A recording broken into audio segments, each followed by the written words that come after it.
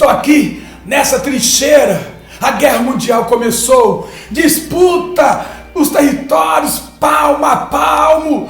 Estou aqui há um ano para avançar 1 quilômetro, 500 metros. Oh, guerra intensa, oh, guerra cruel.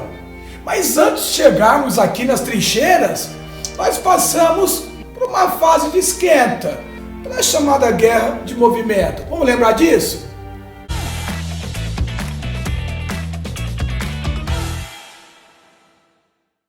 Bem, galerinha, a primeira fase da guerra foi marcada pelo chamado Plano Schlieffen, que era um plano do general alemão, general von Schlieffen, que é a guerra de movimento. Esses meses iniciais são meio que como um tabuleiro de xadrez. Movimento o exército aqui, coloca o exército aqui e vai preparando para uma guerra mais intensa. Mas o plano alemão consistia no quê? O plano Schlieffen. Atacar em frente única, com força total, a França. Então, olha, sai da Alemanha.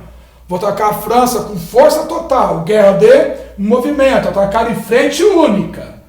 Conquistei a França. Desloco meu exército em direção à Rússia.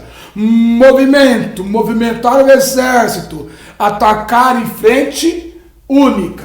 É muito otimismo. Imaginar que você ia levar uma guerra dessa maneira. Por que não deu certo, Marcelo, o plano Schlieffen?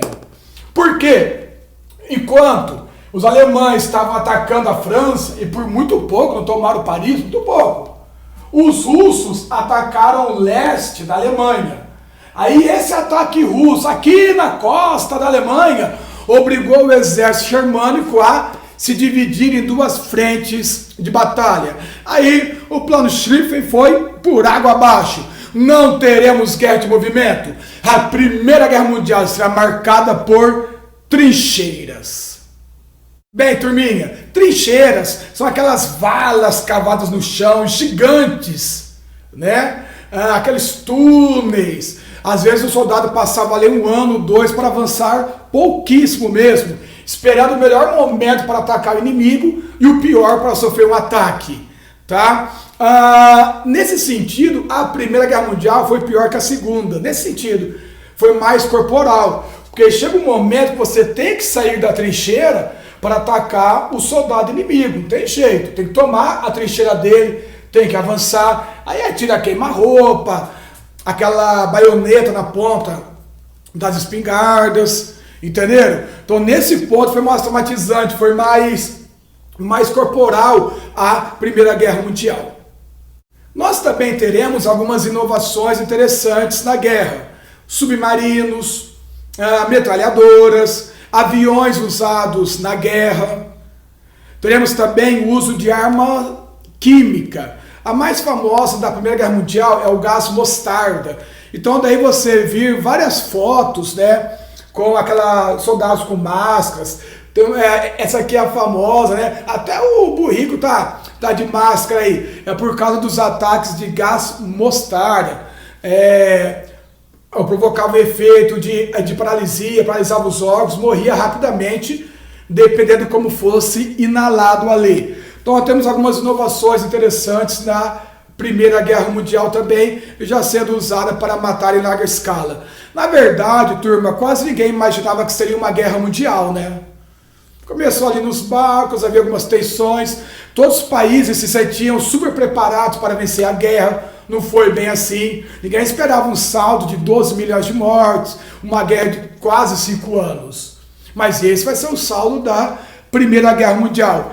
A fase inicial da guerra estava sendo vencida pela Aliança, o time da Alemanha e do Império Austro-Húngaro.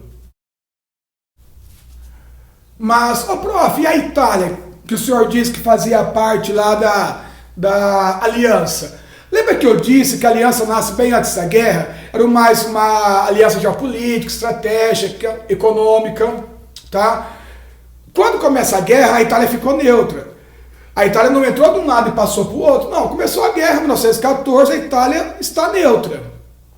Quando a Itália decide entrar, ela entra do outro lado. Ela entra do lado da Entente em 1915. Tá? Por quê? Porque a Itália tinha uma disputa com o Império Austro-Húngaro, uma disputa territorial. lá no norte da Itália e sul da Áustria, ali na fronteira, tem as chamadas regiões irridentas, Tirol, Trentino e Istria. Então essa disputa da Itália com o Império Austro-Húngaro vai levar a Itália a entrar ao lado da Entente na guerra. Então quem aprendeu assim, Marcelo, nas duas guerras a Itália começa de um lado e vai para o outro. Não é isso não, na primeira não. Começou a guerra, a Itália está neutra. Quando ela decide entrar, ela entra do lado da Entente, da Inglaterra, da França, da Rússia, devido a essa disputa que ela tinha com a Áustria na região fronteiriça ali, norte da Itália, sul da Áustria, as regiões irridentas. Olha, galerinha, 1917 é um ano fundamental para a guerra. Fundamental. A aliança vinha vencendo a guerra. E na Rússia ocorreu a Revolução Russa. Os bolcheviques tomam o poder em outubro. Lembra de um dos lemas da tese de Abril, do Lenin? Paz, pão e terra. Terra, reforma agrária. Pão, regularizar o abastecimento. Paz, tirar a Rússia da guerra mundial. Então a Revolução Russa leva os russos, governados pelos bolcheviques, a saírem da guerra. É o Tratado de Brest-Litovsk. A Rússia não saiu de graça, teve que entregar vários territórios à Alemanha. Mas pelo menos com isso, os bolcheviques vão se preocupar apenas com a sua revolução, consolidar internamente a Revolução Russa. Mas para a Entente foi uma grande perda a saída russa.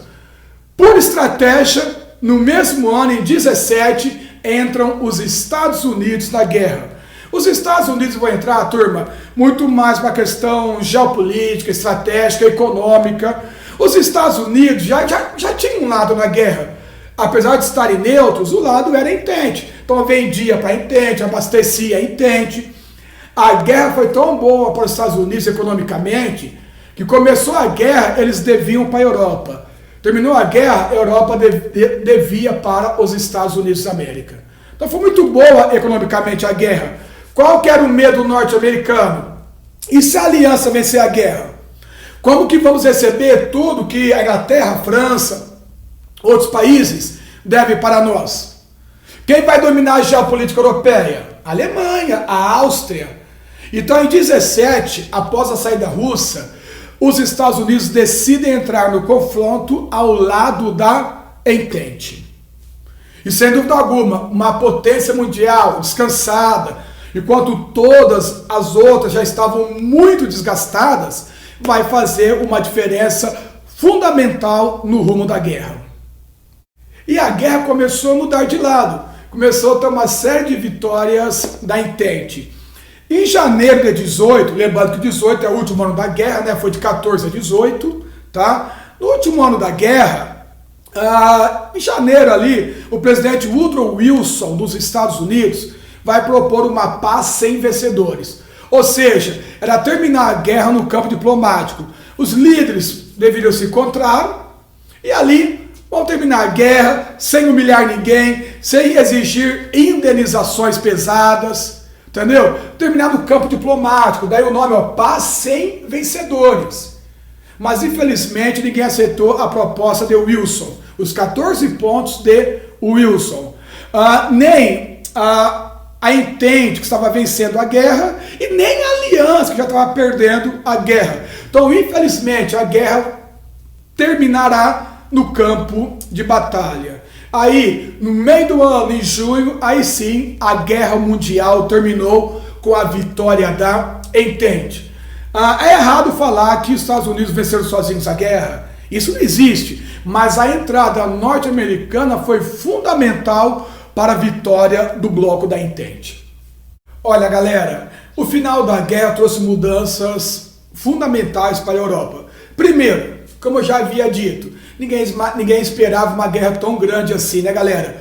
Foram 12 milhões de mortes, a minha livro fala até em 20 milhões, acho meio exagero, 12 milhões de mortes é um bom número para guardarmos. Milhões de refugiados, de mutilados, traumatizados na guerra. Porque uma guerra não mata milhões, né? Uma guerra mata pais, filhos, irmãos, noivos, maridos, netos. É isso que morre numa guerra, não morrem números, morrem pessoas, tá? além de todas essas vidas destruídas, ou com a morte, ou com traumas, né, com tudo isso, no final da guerra, lembra, 18, 19, epidemia, né, pandemia de gripe espanhola, matou 20 milhões de pessoas no mundo. Só na Espanha a gripe espanhola matou 11 milhões. Estamos vivendo uma pandemia desse 2020, né? A pandemia de gripe espanhola foi terrível, matou 20 milhões de pessoas no mundo. E aí deu um azar muito grande também, porque no final da guerra, os soldados voltando para seus países, aqueles navios super lotados, né? Saudade de casa, a gripe espanhola contaminava quase o navio inteiro. E aí se espalhou pelo mundo, inclusive no Brasil, né? Centenas de mortes, inclusive o presidente Rodrigues Alves, que foi eleito em 18, né, já havia sido presidente, foi eleito em 1918, antes da posse morreu de gripe espanhola. Então, nesse momento nosso de pandemia, né, mundial, terrível, a gripe espanhola foi uma grande pandemia, né, que pegou ali 18, 19, aquele final da guerra para frente. Beleza, pessoal? Temos também uma redefinição do mapa europeu, tá? Nós teremos ali, galera, o surgimento de novos países. A Tchecoslováquia, União da Tcheca com a Eslováquia, a Iugoslávia. A Iugoslávia, galera, é a grande Sérvia. Pô, Marcelo, a Sérvia conseguiu o seu sonho de formar um país? Conseguiu. Só que em vez de chamar-se Grande Sérvia, chamar-se a Iugoslávia. A Hungria separou-se da Áustria. A Polônia tornou-se um país livre. A Polônia pertencia à Rússia. Quando a Rússia saiu da guerra, deu para a Alemanha. Quando terminou a guerra, nem da Alemanha, nem da Rússia. Polônia, um país livre. Tá bom? O que mais que é importante aí? A Alemanha perdeu perdeu mais de um terço do território. A Áustria perdeu 70% do Império Austro-Húngaro. Na verdade, o Império Austro-Húngaro ficou sendo ali apenas a Áustria mesmo, tá? Uma outra coisa interessante do final da guerra é a Liga das Nações, ou Sociedade das Nações. A proposta da Liga era ser aquilo que a ONU é hoje, um órgão internacional criado para promover a paz mundial e o desenvolvimento das nações. Então é um embrião da ONU no sentido ideológico, não que a Liga virou a ONU, tá, turma? Quando começa a Segunda Guerra, a Liga nem sequer existia mais. Por que fracassou, prof? Porque os países membros, inclusive o Brasil, começaram a perceber que a Liga era instrumento do imperialismo inglês e francês. Então, o que adianta fazer parte de uma sociedade que só dois sócios tiram vantagens, a Inglaterra e a França? Aí os países foram saindo, né? A Liga foi esvaziando. Quando estourou a Segunda Guerra Mundial, a Liga das Nações nem sequer havia mais. A participação brasileira foi bem tímida, viu, galera, na Primeira Guerra Mundial.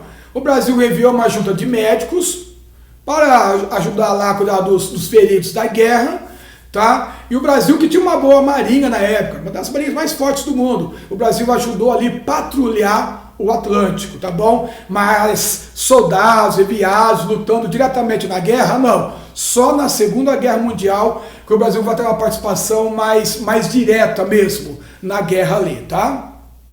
E para encerrar, pessoal, o mais importante de todo o nosso encontro, né, nesta aula de hoje, o Tratado de Versalhes. Foi o grande tratado do pós-guerra de 1919. Para começar, só participaram os vencedores. Mas e quem perdeu, prof? Quem perdeu vai ter que engolir quem venceu. Já começou errado. Declarou a Alemanha culpada pela guerra. Pessoal, a Alemanha foi culpada pela guerra? Não. Tudo bem que o surgimento da Alemanha desequilibrou o cenário europeu, provocou tensões, mas a Alemanha não foi culpada pela guerra. Mas qual que é a potência que a Inglaterra e a França querem deixar de joelhos? A Alemanha, lógico. Então, a Alemanha, declarada culpada pela guerra. A Alemanha deve indenizar os vencedores, inclusive o Brasil. A Alemanha não pode mais ter submarinos, tanques de guerra. A Alemanha não pode ter mais que 100 mil soldados. Entendeu? A Alemanha perdeu um terço do território. A Alemanha perdeu a Alsácia-Lorena, né, turma? A França, recuperou a Alsácia-Lorena. A Alemanha deveria pagar uma indenização de 30 bilhões de dólares às potências vencedoras. Então a Alemanha ela foi arrasada e humilhada economicamente, politicamente e moralmente no Tratado de Versalhes. E logicamente que tudo isso vai servir como combustível daqui a pouco, né, para a nossa próxima aula, para o avanço do nazifascismo na Alemanha, na Itália, né, na Áustria, mas sobretudo na Alemanha. Então essa péssima resolução da guerra, humilhando, arrasando a Alemanha, vai levar a uma guerra ainda muito maior, a Segunda Guerra Mundial. Pois a Primeira Guerra Mundial, ou a Grande Guerra, que é a primeira, foi chamada de a mãe de todas as guerras. Uma grande guerra para evitar centenas de pequenos conflitos, tensões. Mas não. A mãe de todas as guerras vai gerar uma guerra ainda maior 2 décadas depois. A Segunda Guerra Mundial. Mas isso nós veremos na nossa próxima aula. Turma, e mais uma coisa importante também. O Tratado de Versalhes criou o corredor polonês. Porque a Polônia ficou independente, mas não tinha saída para o mar. Então veja bem, pegaram aqui, lá no norte da Alemanha, tá vendo? Olha para o mapa. Lá no norte da Alemanha, uma faixinha de terra que passa dentro da Alemanha, que dá acesso à Polônia ao Mar Báltico. Tá? Então esse corredor de terra, né, que passa dentro da Alemanha, que dá à Polônia acesso ao Mar Báltico, é o famoso corredor polonês. Por que é importante te lembrar disso? Porque será a invasão sobre o corredor polonês em 1º de setembro de 1939 que dará início à Segunda Guerra Mundial. Mas isso é para uma outra aula, isso é uma outra história. Um beijo para vocês e bora aprender história. Quando nós conhecemos história, fica mais fácil para compreendermos o mundo do qual vivemos. Beijo, meus amores!